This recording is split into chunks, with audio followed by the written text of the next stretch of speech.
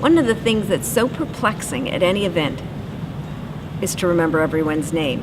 Nothing is worse than going up to someone and saying, "Hey, do you remember me?" Never do that.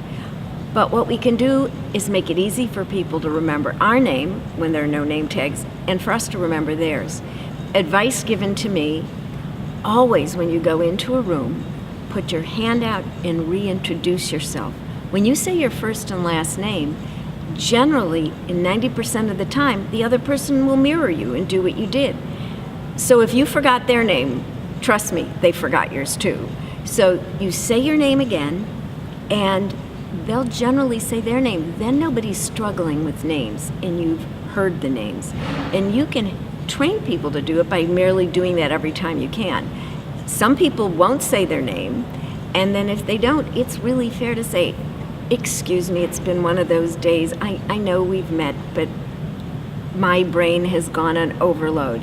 Believe me, everyone's forgotten a name. It'll be more endearing, it's more vulnerable, and you might find that's the thing you have in common for the conversation when they tell you how they forgot someone's name and it was, their boss or their mother-in-law.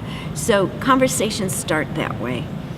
What you could do to not forget names: when you meet people, look at them. You engage 5 senses.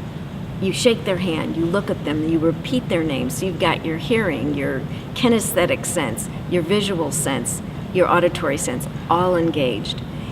And when they give you a card, this we should borrow from the Japanese of honoring the card. Instead of just putting it in the pocket, look at the card, look at their face, and look back at their card and say their name again. You're helping yourself. Now, we don't say someone's name 10 times in a conversation. I once checked into a hotel and the young lady there said my name 5 times. I said, "Oh, have you been to a customer service conference?" "Oh, yes." Well, by the 5th time I was ready to say, twice would have been enough.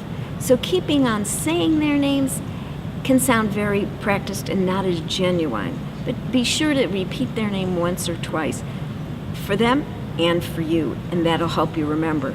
The other thing is, when you get their card, when you have a moment, take out a pen, write something on the back that's a mnemonic device, so it'll help you remember who the person is when it's time to follow up.